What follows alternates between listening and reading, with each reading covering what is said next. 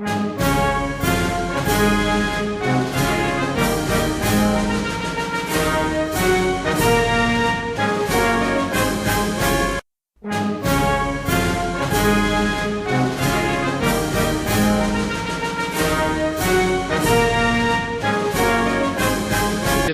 battle to do this. It's an uphill climb. I'm sure you'll all agree. You've got to overcome the propaganda that's been thrown at them for most of our lives. And even folks here in this crowd right now, I mean, there are a lot of folks out there that come across information that is absolutely repugnant to everything that we've ever been told. And so it behooves us, as they say, when you try to inform people. I mean, we've all been raised and weaned on a steady diet of misinformation, and lies. So when the truth comes along, to most people, it tastes funny. And they reject it. Seriously. But once you develop a taste for it, the lie will never do. But you see, the thing is, when you're trying to inform your friends and your family who are basically uninformed about any of this stuff, there is a danger. And that is trying to give them too much information at one time. I mean, after all, you don't take a baby who's just getting used to solid foods and sit him down in front of a plate of nachos with jalapeno. Because if you do that, you're going to be on the wrong end of projectile vomiting. And chances are they'll never try it again. So you can't take a shovel full of truth and force it down the gullet of the uninitiated. You have to give them a little bit of information on different topics at a time. And when it comes to the tax movement, when it comes to 9/11, when it comes to the Federal Reserve, IRS, any of that stuff, you can't throw it all at them at one shot, because chances are they're going to look at you like you're crazy or you're talking some other language. So and one of the tools, and I suppose this is somewhat of an introduction for our next guest, but one of the tools that we have here, for those of you that have seen 9/11 in plain sight, how many have seen the second video, Beyond Treason? Raise your hand. Okay, that one, of course, was put together by my wife, Joyce Riley. And it's an examination of how our troops have been utilized, and indeed we all have been utilized as guinea pigs for the Department of Defense for the past 50 years. Agent Orange, Gulf War illness, and now with the second Gulf War, the depleted uranium issue. And along with that video is a CD-ROM with all the documents on it that prove everything.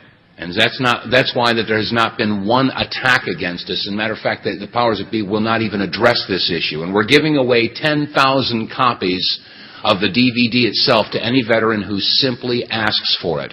So if you're a veteran and you'd like to have a copy of it, come up and ask me. Just, show me proof of service or something, I mean, because anybody says, yeah, I served in Wang Dong and, Hang Pang and, okay, fine. So, but seriously, if you come up and ask me, I've got maybe a half a dozen or a dozen that I will give to any veteran that simply asks for it. The third video effort that we put out, it came out about a year ago, and it's been somewhat unheralded, despite the fact that everybody that sees it says, holy crap, this is one of the best videos we've seen. And this is called Under Siege. It's about 3 hours of video. There's 2 DVDs on this, and it is a 101 course on all of the different aspects of the New World Order. Charlotte Iserby discussed the re-education, the dumbing down of America. Derry Brownfield talks about agriculture. Sherry Tenpenny, Catherine Albrecht talking about the biochips. Joyce Riley talking about Gulf War illness. Yours truly talking about 9/11. There's a whole bunch of different topics, and this is a very important video that people need to see, especially the uninitiated. But anyway, the point is that we all come at this thing from a different angle. We all have different puzzle pieces to bring to the table to put together the big picture. And one of the people that has been working on his particular puzzle piece for quite some time and has been doing a marvelous job of it and putting his information as far as income taxes together in a very succinct and understandable way that even the uninitiated or uninformed can look at this and say, oh my God, this pertains to me. Well, no kidding, Sherlock. And this is why his presentation has been heralded in the tax movement as one of the most, like I said, understandable that's out there. So, folks, I ask that you bring to the podium here with a warm embrace and a healthy round of applause, Mr. Steve Hempfling. Go get it. Thank you, David. I've been watching this convention very closely, and I've noticed most of the speakers get about 5 minutes. So I know Dave, I love David, he's going to walk right down to the camera and tell me I'm out of time. So I got something to say. I want to thank Payman and the Freedom Law School for putting these on. I know if you're coming here maybe for the first time or been here before, it looks like everything runs so smoothly and easy that anybody could do this, but I assure you that's not the case. So I do appreciate it, and it's humbled me to be invited here. And it always humbles me to be on the agenda with such great speakers. I don't know why Payman would invite me. Now, Mark Anderson, where is he still in here? I took a little bit of exception. He said something about trees giving up their lives for the American Free Press. I thought that was okay. And then he said this. He said, more credible publications such as USA Today. I take exception to that. American Free Press is the credible, that is the mainstream media to me, and publications like it. So, there you go.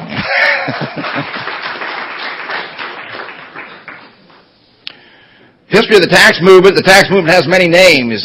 Some call it the untax movement, tax freedom, different names for it.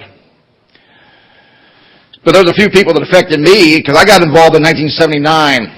Some of you may not even remember that year. And when I got involved in 1979, I thought we'd be done about 1980.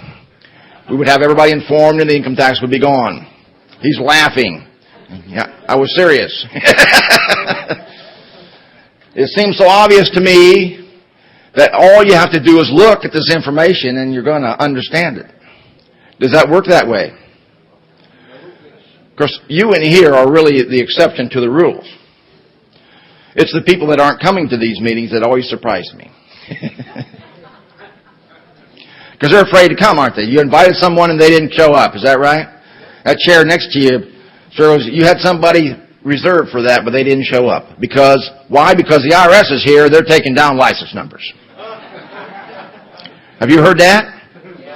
I've never seen them do it in 20-some years I've been doing this. But somebody started that rumor, and people like rumors. Now, I believe there might be a few people from the IRS here besides Joe Bannister. Anybody? All right. And it kind of surprised me also that I'm sitting here with tables next to other IRS agents now, or IRS agents, not other, because I'm not one, or even former FBI agents, that kind of thing. As Free Enterprise Society goes, we were founded in 1985, and myself and George Hill and Burl Spear founded it. Now, the history of the tax movement, there's a few people that I always remember. It's Arthur Porth. Some of you may remember him. I had a chance to meet him. To me, there's people before him talking about rights and taxation, maybe having right now. In 1965, he refused to pay his taxes, and he was all alone at the time. There was no one else really with him.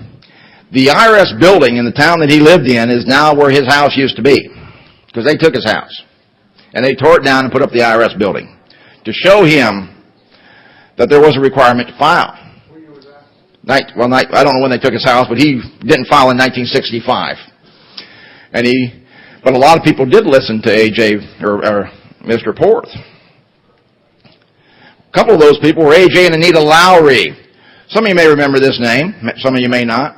But they published a newspaper called the Justice Times. And in the 1980s, this was the happening publication for the tax movement. And it was very exciting in the 80s because there was conventions like this going on all around the country. The internet did not exist.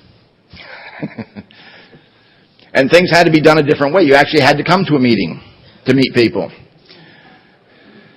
The meetings were actually bigger in the 1980s than they are today, but there are more people involved today than there were then, because everybody wants to do it anonymously from their background. But A.J. Porth, in my opinion, really was the founder of the movement we know as the tax rebellion that we're having now. Or they want to go to a webinar. You're going, what's that? Both A.J. and Anita Lowry and Mr. Porth are all passed away now, but I just want to tell you that they're part of why I'm involved. Congressman George Hansen, some of you may have heard of him. He's a congressman out of Idaho for many years. He actually wrote a book on the abuse of the IRS. And for his trouble, he was put in jail eventually. Not legally, in my opinion. And he got out. He's still alive. In fact, I communicate with him once in a while. I talked to him just a few weeks ago. He's hoping to win maybe millions of dollars for his abuse in the prison system back in the 80s. Because he did accomplish what his goal was, and that's to stop some of the violence of the IRS. The IRS would, when they seized your car, they'd actually knock the windows out and drag you out of the car. Things like that were happening. And they put that on the TV. That was what they called their public education program. And all it did was really make people mad. Marvin Cooley, some of you may know the name. He developed an issue called the Fifth Amendment return. He said, well, this would violate the Fifth Amendment. That's still a valid issue as far as I'm concerned, but that's not just there's a lot more to it than that. I mentioned his name, and I've never had a chance to meet him, but he was one of the first people in the 60s and 70s to start writing articles, doing publications, getting on radio stations, and traveling around doing meetings. Without these people, this meeting would not be taking place. George Hill and Burl Spear's name is supposed to be up there. They're co-founders of Free Enterprise Society, but George Hill and Burl Spear, the other two founders, were actually involved long before I was. George Hill especially was doing things even in the late 60s and then the 70s, and I got involved in 1979. George Hill's passed away in 1992, and we still carry on the organization. Armin Kondo, YHPA, some of you may know that they were in Orange County, are we in Orange County or real close to it anyway? YHPA stands for Your Heritage Protection Association. He was one of the first major size organizations ever in the country. In fact, during his peak, they were doing 3 meetings in 3 different locations every day in this area to about 200 people. Yes. And they were doing conventions of 15,000 people.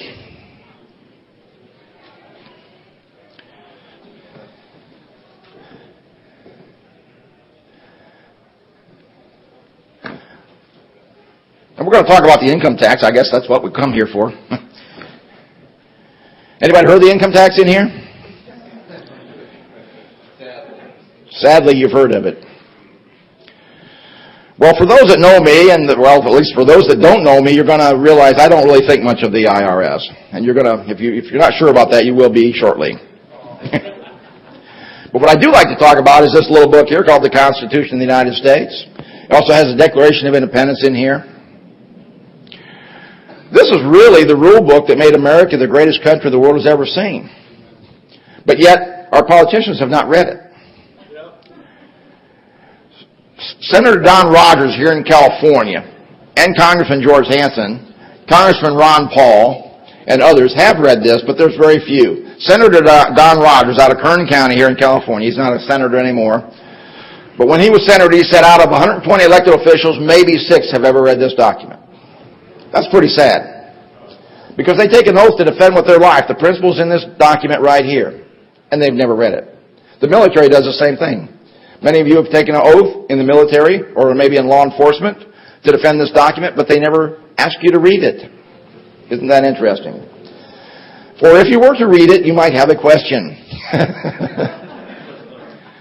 Because in here there are rights. There's a police officer I know, Jack McLam. Some of you heard of him. He writes a newsletter. Very great man, yes. He was on Phoenix Police Department.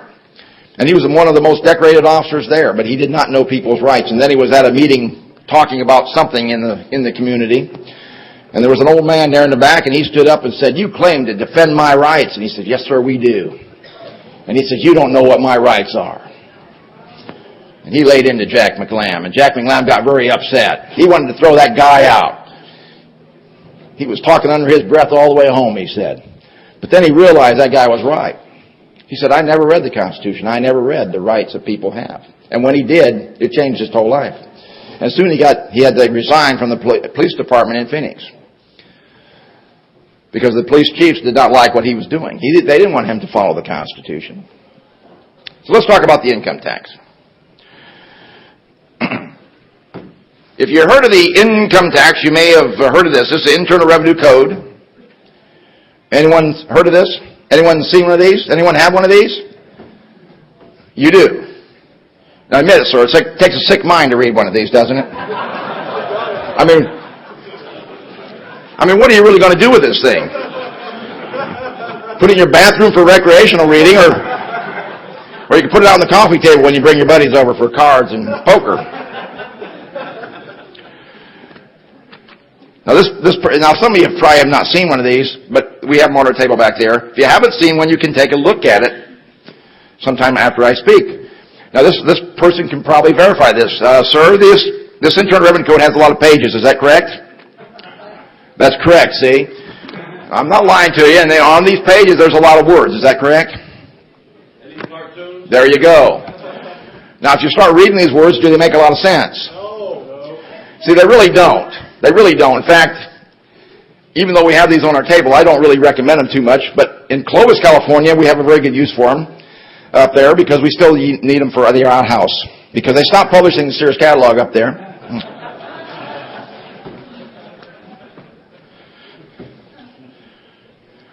Throw it at agents that come to your door. Here's a great seal. It says Department of Justice.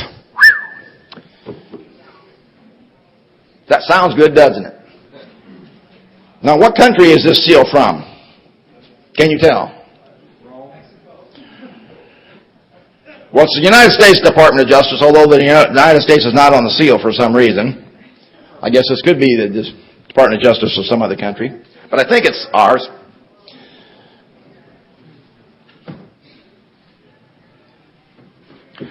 And it has a Latin saying there, which means to prosecute on the behalf of justice, something like that, loosely translated. And that's what we want them to do. In other words, the Justice Department was created in order to fight for the little man as well as the big man, to make the law the most important thing. Do they do that today? Especially since Nixon, the Internal Revenue Service, as well as the Justice Department, in my opinion, have been used as political tools. And that's unfortunate. But I also bring this up because the Justice Department disagrees with me. And they've mentioned this to me. In fact, they seem to think some of the things I am about to say today are false. I just want you to know that and give you fair warning that the Justice Department does not agree with what I'm saying, so you don't have to listen to me. But I would tell you that anyway. I would tell you not to listen to me and to verify everything that I say. And if you want, go and prove me wrong. That'd be fun. Because then you'll know whether I'm telling the truth or not. Justice Hugo Black said, loyalty comes from the love of a good government, not fear of a bad one. Is that a true statement? It is. But do we do that today? Do we have a government that people are loyal to? The reason people aren't here at the meeting, is it because they're loyal to the government, they think it's patriotic to pay taxes, or are they fearful of coming here? Why do people pay income tax? Do you think they're doing it out of patriotic duty? I've had people tell me that. Well, you're not patriotic.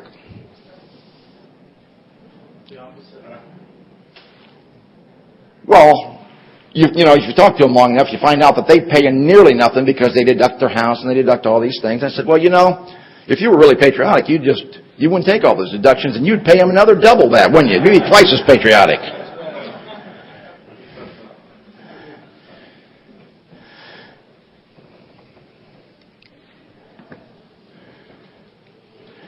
Thomas Jefferson, you might recognize that name. He's from history. He says, if a nation expects to be ignorant and free, it expects something that cannot be. Is that true? We've got a few college professors here today. Why, if we're the best educated people in the world, why are we so ignorant?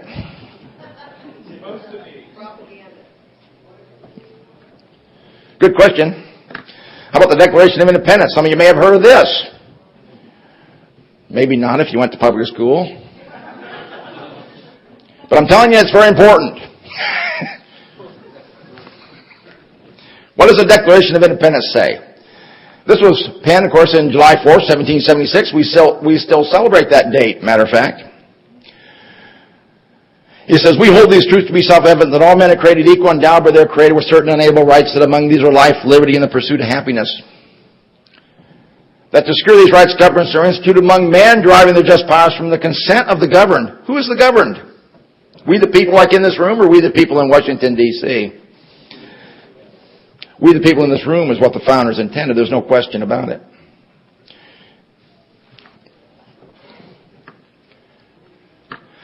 United States Constitution, this document that seems to elude our elected officials. What does it say? We have Article 6. It says, this Constitution and the laws of the United States which shall be made in pursuance thereof, and all treaties made or which shall be made under the authority of the United States shall be the supreme law of the land. Now, why is this Constitution the supreme law of the land? Does anybody know? Yeah, well, somebody's been here before. See, that's because Article 6 just declared it to be, not because Steve Hempfling said something or Sean O'Connor said something. This is the supreme law. Does that mean the top or the bottom? You would think the top. How does the government treat this? They never mention it very often. Now, they mentioned this document in the election, presidential election, you may remember. It became very important. Now, it says, the judges in every state shall be bound thereby, and anything in the Constitution or the laws of any state to the contrary notwithstanding. So if California were to do this, of course they would never do this, but if California passed a law contrary to this, would it stand or not stand? Not stand, because it says so right here. Well, let's ask the question. Of course, some of you are not from California, fortunately for you, but if you're from California, does the California legislature ever pass a law that is contrary to this document? About every bill they pass. And are they set aside then? Not very often. And who was supposed to set these things aside? Probably the judges.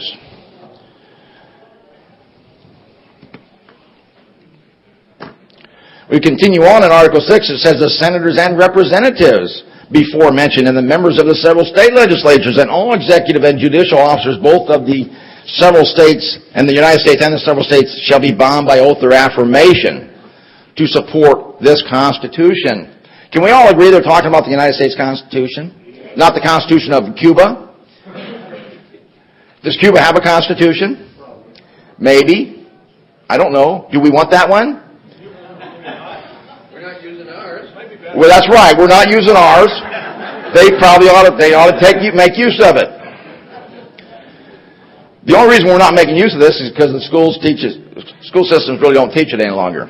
Now, we got a lot of members who are school teachers, and they try to do their best in teaching history and that kind of thing. But let me tell you that they only talk about the Constitution. They don't get to read it. President Clinton, when he was in office, really impressed me one day.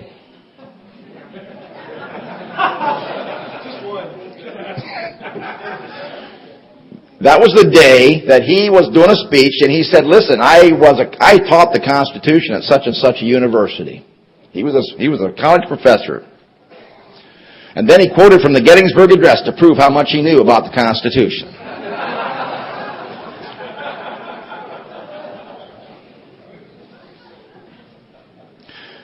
Some of you are saying, when did you do that? Well, sometime when he was in office, that day that he impressed me. Now, let me tell you how important the Constitution is. It's right here we have a case, Norton versus Shelby County. An unconstitutional act is not law. It confers no rights. It imposes no duties, affords no protection.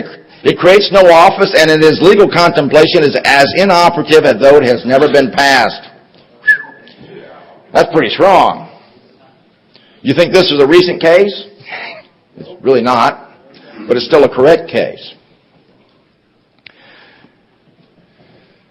Is everyone required to file income tax returns? We got in the 1040 instruction booklet, most of you may get it in the mail. They make it so convenient. They mail it to you at Christmas. I don't get them anymore. And many of you probably don't either. After you don't file for a few years, they take you off their mailing list. And then it's very inconvenient. I've got to go down to the post office or someplace to find them so I can get this, see what it says in there. But anyway, I looked in the 1040 instruction booklet and I found this. And you can find it if you go home and find your book. It says, filing requirements. It says, do you have to file? Well, this is important. And it has a tip there. It says, it says, use chart A, B, and C to see if you must file a return. Oh, that's good. Then it has a tip. It says, tip. Even if you do not otherwise have to file a return, you should file one to get a refund. That's a good tip. Well, I've established, I think, at least, to a fair degree, that not everyone's required. Is that a fair statement? That's right, yes. Maybe everyone is required but that one person, but they wouldn't put this in here if everyone was just automatically required.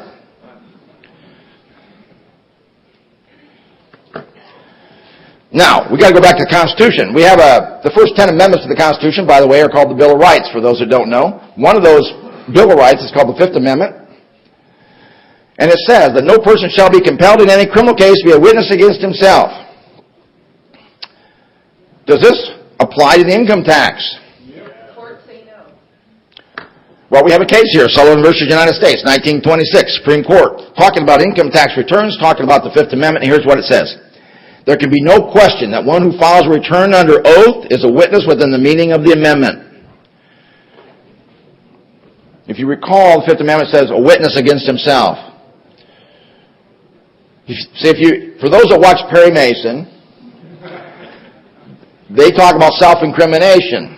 And those words do not appear in the Constitution, and you have no such right. In fact, that doesn't even sound good. All his witnesses, I choose not to incriminate myself. Well, that's not the right that we have. You have a right not to testify against yourself.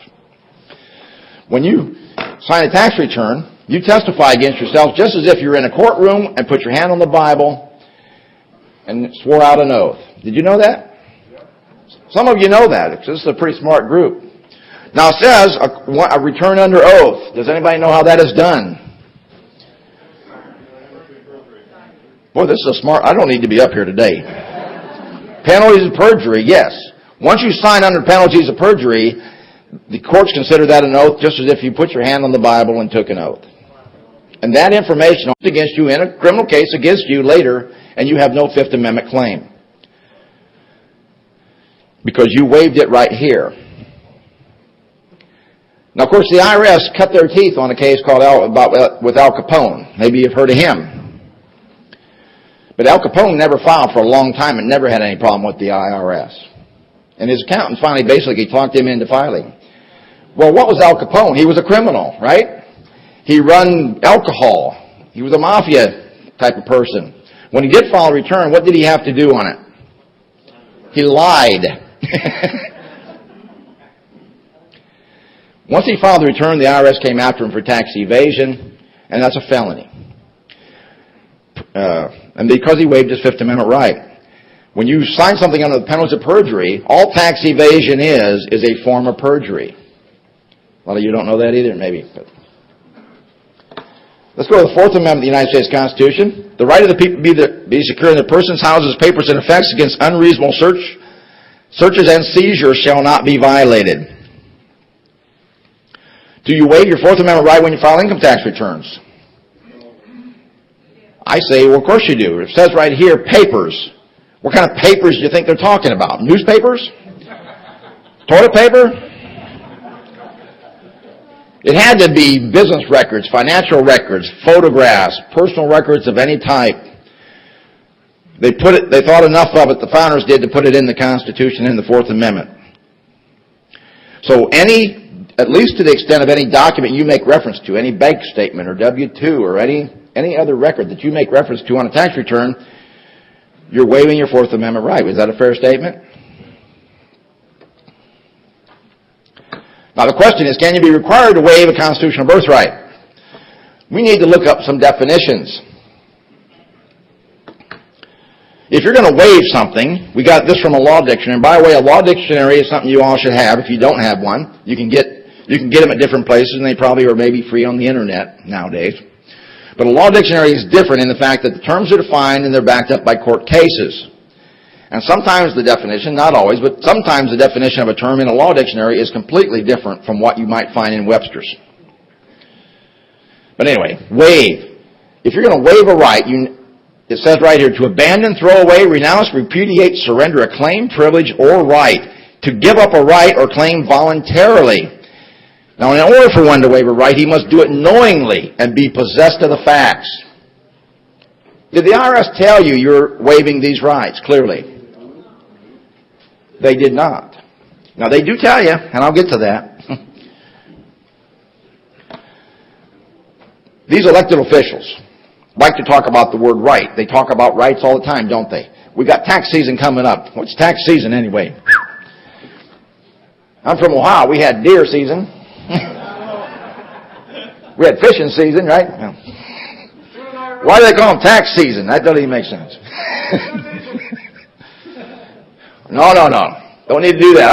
I want all the agents to come in here. In fact, they used to send a lot of agents in, and like Joe Bannister, and then they join. All right. Constitutional right. A right guaranteed to the citizens by the Constitution, and so guaranteed as to prevent legislative interference therewith. I like to talk about constitutional rights. Is that clear enough?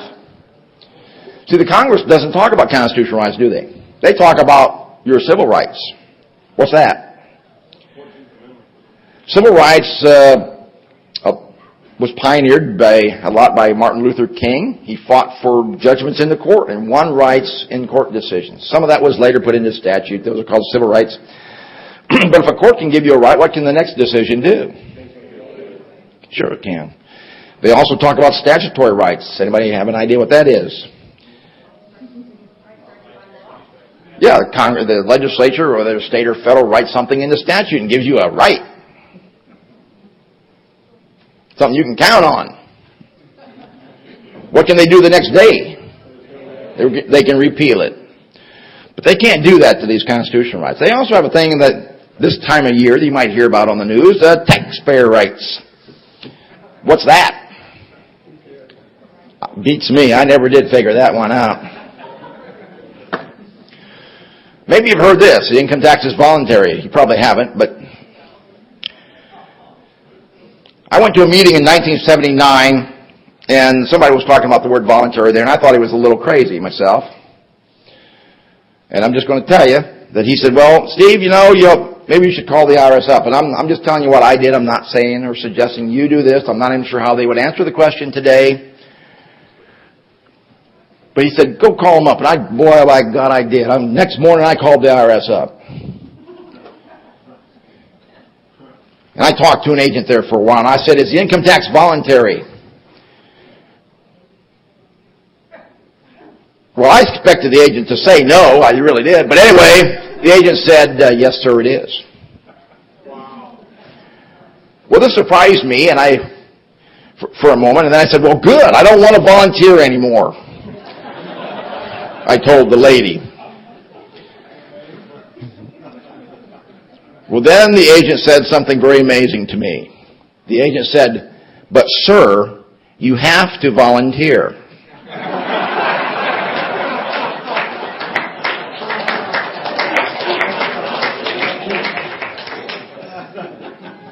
This confused me, and I hung up the phone at that point. I thought maybe something I'm missing. We have a case here, Florida versus U.S. Supreme Court case. It says our tax system is based upon voluntary assessment and payment, not upon distraint. And I probably should add a note here that particular thing that I like to talk about right there from that Florida case is something the Justice Department considers false and fraudulent on my behalf. And they're talking to the wrong people because that's the Supreme Court. And if you go to the IRS website, there's over 200 references to voluntary on their own website. Well, we need how about the California Franchise Tax Board? And anybody from California may have heard of that. We have a letter here from Roger Lubin's Filing Compliance Unit. He says, the Franchise Tax Board relies on its residents to voluntarily file their income tax returns. Now, you're probably thinking right now, if that's true, why do we need a filing compliance unit? That's a good question. Handbook for special agents. Now, special agents are special agents. They're the ones that carry the badge and the gun. They're the ones that make the arrest. They're the ones that do the raids on people's homes, try to put people in jail. Joe Bannister was one of them. It says, agents. This is from a former handbook. Agents. Our tax system is based upon voluntary individual self-assessment and voluntary compliance. The material contained in this handbook is confidential in character, and it must not under any circumstance be made available to persons outside this service. Now, that's pretty secret. And I can't let you see this book. But we did reprint it. You can buy one and look at it later. Every time we get a secret book that's confidential, we reprint it. Because we don't believe the IRS should keep confidential things from the people. In fact, we have some other secret manuals that they're upset about that we publish back there. Well, maybe voluntary means mandatory. I thought. Let's look at definitions. Funkenwagnall says, proceeding from the will of one's own free choice. So, voluntary system, a system of freely given support. Of course, from a law dictionary, unconstrained by interference, unimpelled by another's influence, spontaneous, acting of oneself, proceeding from the free and unrestrained will of the person. That's what 90 million Americans are, free and unrestrained, go down to the post office every April 15th. Has anybody been down to the, I guess, some of you have. Most people go down there on April 15th. I go down there sometimes, and we get to, what's nice about that, you get to meet pretty much everyone in the county. Because they're all down there. And all the media's down there. All the television stations are there, and all the radio stations, and all the political parties are there with signs. And I don't know if it does any good, and a bunch of them yell at us. Because they're, where you get the roads from and all that stuff. Now, I told you the IRS does tell you that you're waiving rights, but they do it in a roundabout way. You have to do a little work. This is the Disclosure Privacy Act and Paperwork Reduction Act notice. It used to be right on the inside of the cover of the 1040 instruction booklets until we started talking about it. This year, it was 2004, but it's in the current one, but we had to dig for it, and I missed it several times. We finally found it on page 75. Now, I marked several paragraphs, 1, 2, 3, and 4. We're going to go over real quick. Blow them up for you. The Privacy Act is about in the middle. It says, we must first tell you our legal right to ask for the information, why we're asking for it, how it will be used. Well, this is important. I want to know their right to ask for the information. That was my question. So let's go to that. That's paragraph 2 that I had marked. Our legal right to ask for information is Internal Revenue Code 6001, 6011, and 6012A, and their regulations. They say you must file a return or statement with us for any tax you are liable for, and your response is mandatory under these sections. Now, the average person reading that would think they're required, wouldn't they? But does it say that? It doesn't say that at all. It says these 3 sections say you're required. Don't you think that we should look at those 3 sections before we make up our mind? Conveniently, I have them on the screen for you. 6001. Now, you can verify these, by the way, because we have Internal Revenue Codes on the back tape. 6001, it says, every person liable for any tax imposed by this. I'm going to stop right there and look at the first 3 words. Every person liable. Does this section make you liable for something if it starts off with every person liable? No. This would apply to you after you've been made liable, however that is done. Would that be a fair statement? Right. So if you're liable for the income tax and you know it, you better read this section. That's right. It must be 6011. This is it. Look, general rule. We're getting somewhere now. When required. Let's stop right there. When required. Does this require you to do something? No. If you're required, you come read this section. Is that fair? Well, it must be 6012A. Or a bad remote control. All right. General rule. This is a little more confusing, this section right here. It says, returns with respect to income taxes under subtitle A shall be made by the following.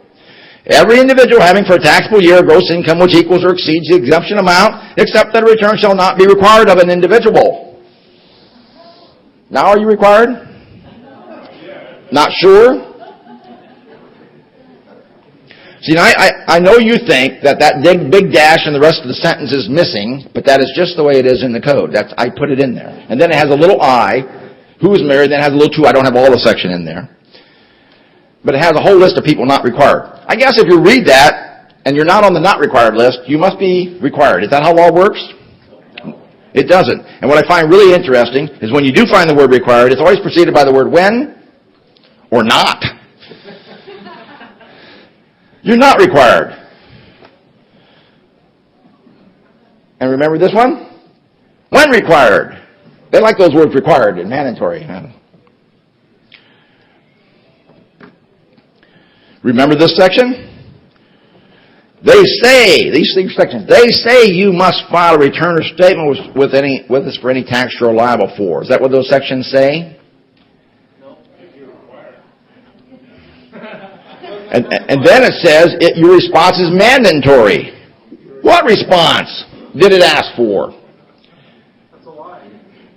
See, it's really pretty interesting how they write this stuff. Because those three sections don't require anything that I can find. That's my opinion. Unless no response is a response. Section 3 that I had up there out of the Privacy Act, you may be interested, if you are filing returns and giving them information, you may want to understand that they keep this information private. It is under lock and key. No one gets it under any circumstances. But so let's go to the middle. For example, we may disclose your tax information to the Department of Justice to enforce the tax laws. Okay. Both civil and criminal. And to cities, states, District of Columbia, U.S. Commonwealths, or possessions, and certain foreign governments. Who's left out? You are. If you want your own file from the Internal Revenue Service, more than likely they won't give it to you. You'll have to get it through the Freedom of Information Act. But anybody else can have it. The fourth paragraph that I found in the Privacy Act says, please keep this notice with your records. It may help you if we ask you for more information. I think that's true. Keep it there. Keep it handy. Now, this code, now I know most of you don't have one, but you can figure, if you work for the IRS, you're issued one of these. And you study it night and day. And you take it home and you sleep with it and it's under your pillow. You think? After I made that phone call, that wasn't good enough for me. A couple of days later, I said, well, that didn't, I don't really understand. I was getting close to tax time and I didn't want to file. And I said, so I decided to walk into the IRS and talk to them. I definitely don't recommend this to you.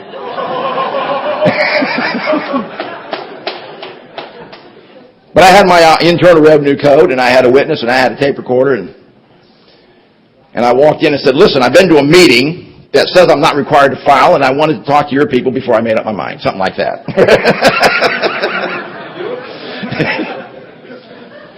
You got to remember, this was 1979 or probably the spring of 1980s in that area. And they were very accommodating at the time. They gave me 2 agents with a gun.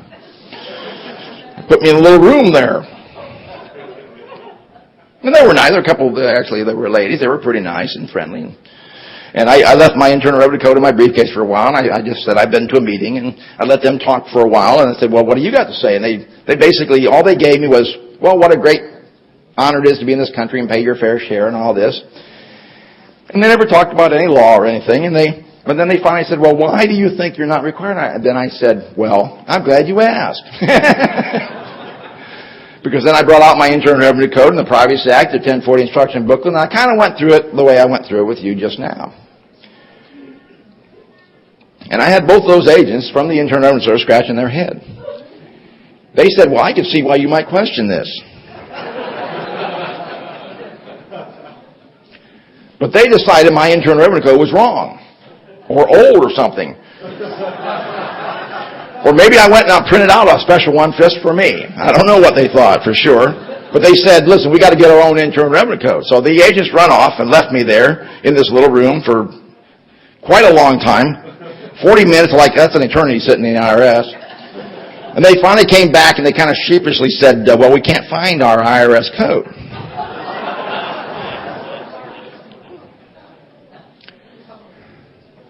Well, the way they said it led me to believe there was only one in the building, and it was lost.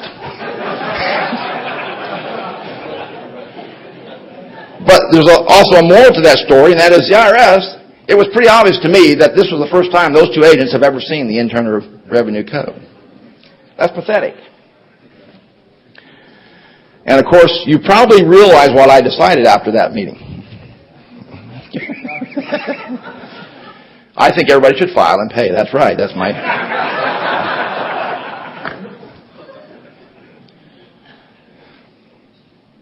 Now, the Disclosure Privacy Act and Paperwork Reduction Act notice, I always liked this name. In fact, I always found the name curious. Normally, if you came across this, I thought maybe it's just because that's such a stupid name. If you ever did come across that page, you would just turn to the next page, not read it. But I think I finally figured it out. See, if more people stopped on this page and read it, a lot more people would stop filing and there would be a big paperwork reduction.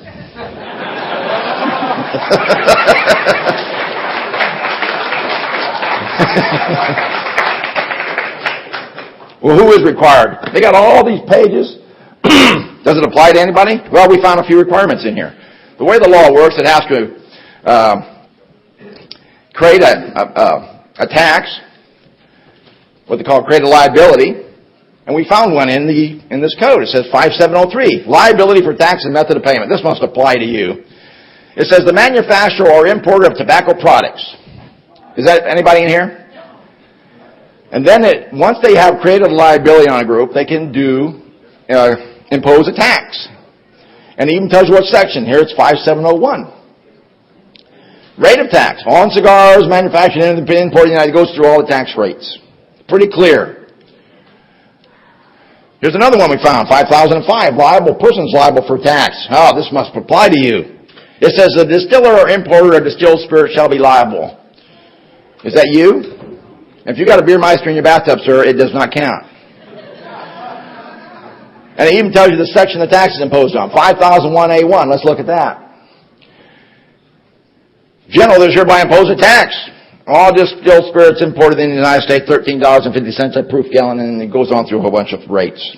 Does that apply to you? No. Whoops. Can't hear the sound very well.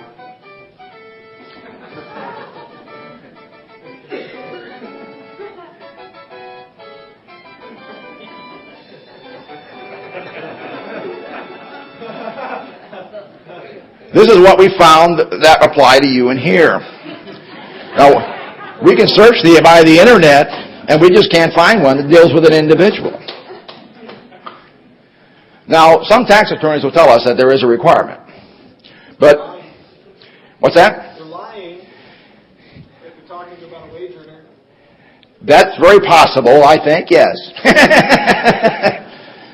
But we cannot find a liability created on an individual group. Now, we did find this, and in fact, many attorneys and accountants will point us to this section, Section 1 of the Internal Revenue Code, and it says tax imposed, and it says married couples, and it goes through a whole bunch of things. And if you look at that, that's an imposition of a tax, isn't it?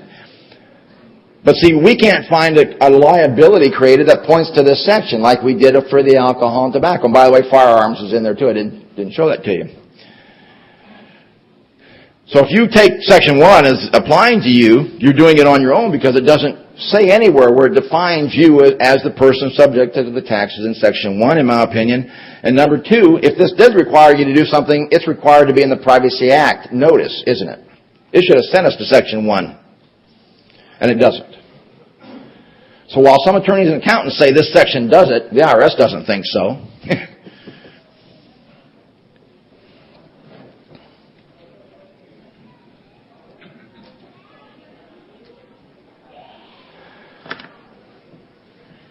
Well, I'd like to talk all day, but this is not really the end of the journey of learning information. This is just the beginning. And even some of the issues I gave you are not what you necessarily used in the court.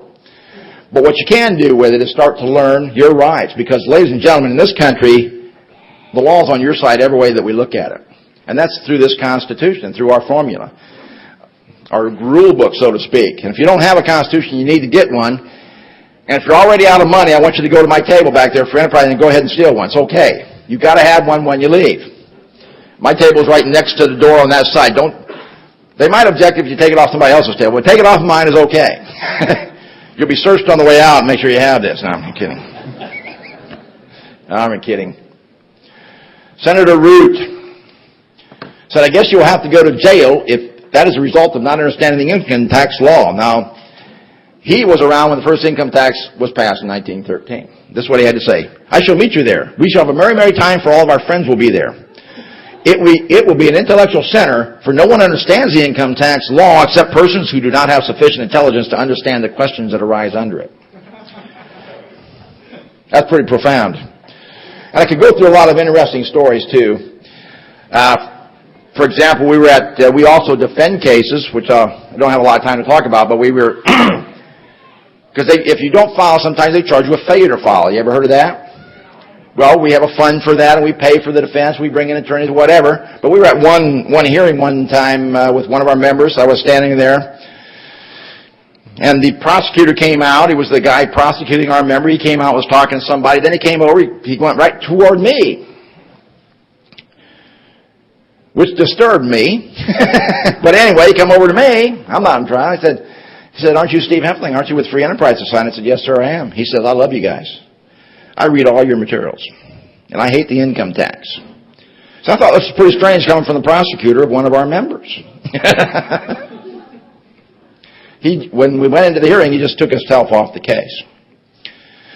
We have many police officers that call us. We have many not many, but few elected officials now members. We have judges and former judges that like what we do. We've had a judge here in California speak at our last convention, it was 2005 convention.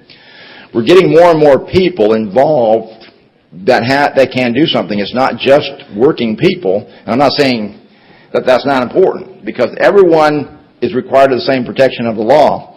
We had one judge in Stockton, California. He talked to one of our founders. He said, you guys may not think like that you're doing a whole lot because we're not as big as the NRA or something like that. But he says, without you guys, I think the Constitution, this is the judge talking, I think the Constitution would have been gone long ago. You guys come in here fighting these cases, and we'll take a misdemeanor case, and we fought it for years and years and years. Most people just plea bargain to the darn thing. We fight on principle. We'll spend our last dying breath on what we think is right. And that's unusual today, isn't it? Integrity, honesty. These are old-fashioned ideas. And that's why you're all here, because you have those principles. But in government today, if you're honest, you're not in government. Isn't that true? How that happened amazes me, and it makes me very sick. Because anybody in government that really does start to stand up gets thrown out. John Adams, liberty cannot be preserved without a general knowledge among the people. I think that's true. And it's unfortunate that, as good as this meeting is, we should be at the Coliseum, Los Angeles Coliseum, doing these meetings by now. We put a couple of books together that you might want. They're on a table in the back. But we also have a free catalog. If you did not get one, get one of these. I don't have a picture of it up here. But our information package will give you a catalog of books and publications. It'll also tell you a little bit of our membership. But the law that never was, is Volume 1 and 2, talk about the 16th Amendment and prove that it was never ratified. This is the amendment that the IRS likes to rely on. We can poke a lot of holes in that. The 16th Amendment Reliance Package is Step 2. We have that on the back table. This contains letters from attorneys, excerpts from court transcripts, and stuff that help bolster the position of the problem with the 16th Amendment. Redress of grievance letter package. Under the First Amendment is redress of grievance. A lot of you, if you know Bob Schultz, you learned a little bit about that. But we can write letters to our congressman and senator and representatives about the problems that we've learned about the income tax. We encourage you to do the same thing, and this can have an impact. President Clinton wrote one of our members back. I just remember this letter. He said, "Thank you for bringing this to my attention. I have given it to the Justice Department so it can get the attention it deserves." Well, nothing happened to that person. It's okay. We're not going to get our rights back by hiding behind trees. The law's on our side, and we're right. The ones that are hiding from us are the politicians, the elected officials, and the people in government.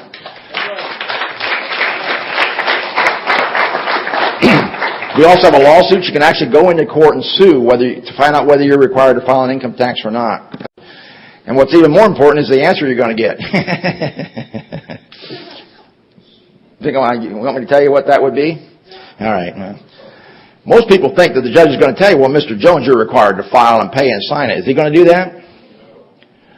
See, most people think that he would. Most people think that he should. But he won't do that in a million years, because once he declares that you're required to file, what would the judge then have to do?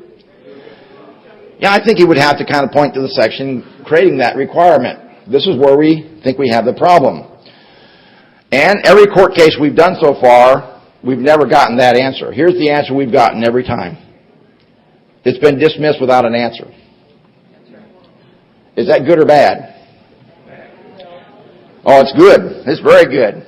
By not answering that question, that's virtual proof in your hand that you're not required. Because if they had an answer to that question, they would answer it. They're trying to avoid the question by dismissing the case, but a dismissal is the same as an answer.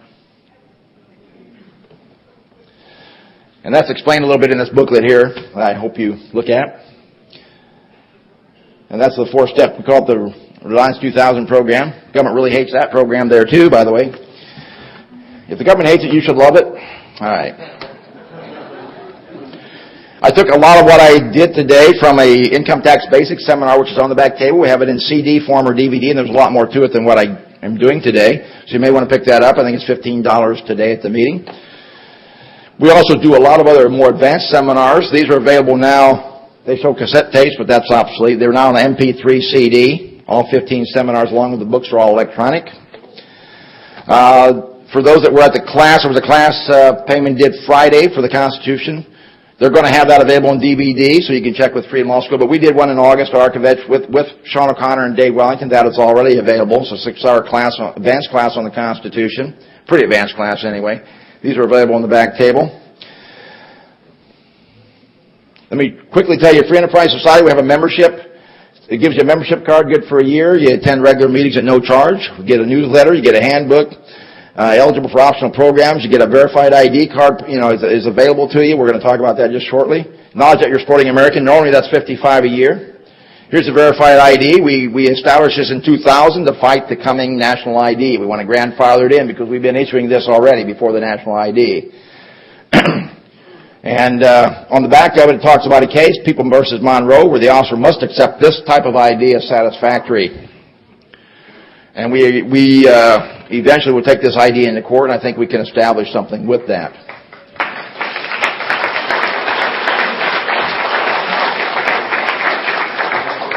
And, of course, some of you in here don't have any ID.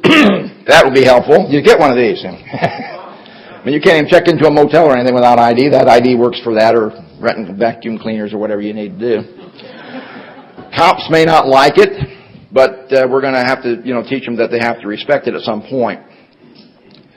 Because we're turning into a police state, and we don't like being checked and scanned everywhere that we go. And we're going to try to put a stop to that if we can. We got a support service. You met the director that Friday for those at the class, but he's at the table, Sean O'Connor back there. He helps you help yourself in dealing with IRS or Franchise Tax Board correspondence. If you're a non-filer, the IRS, this may surprise you, but the IRS and Franchise Tax Board will disagree with your position. And they'll probably write you letters and this kind of thing. We need to answer those, and we can help you do that. We have state-of-the-art research tools. We can even help you research other areas.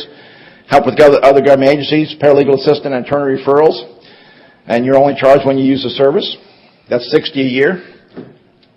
We also do traffic tickets. I don't have time to go through all that, but any kind of no driver's license or speeding tickets. In Germany, they get rid of the roadblocks. In California, they set them up. Something's wrong there. We can fight those tickets that they're doing. Support service. Oh, what's going on here?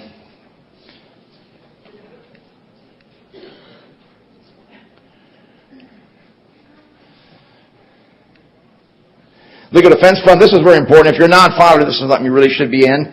Legal Defense Fund will assist you if you're charged with failure to file. It's a money fund that we can hire attorneys and defend the cases. Because the problem with failure to file or the IRS taking someone to court is that if you don't know how to defend it, you end up losing.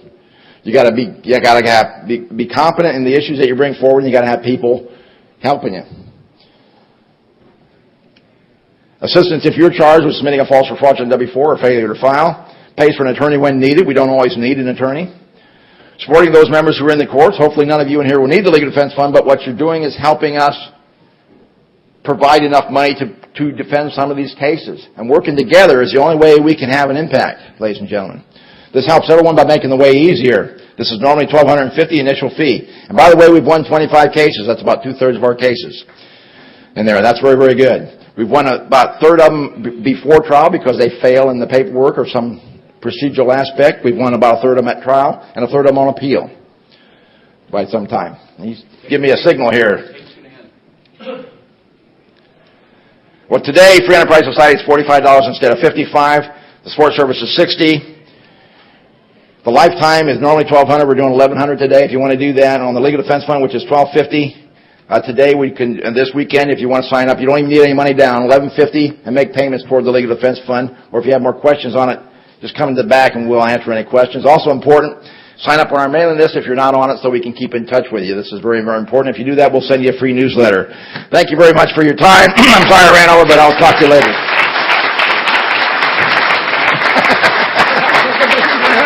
Yeah, I know,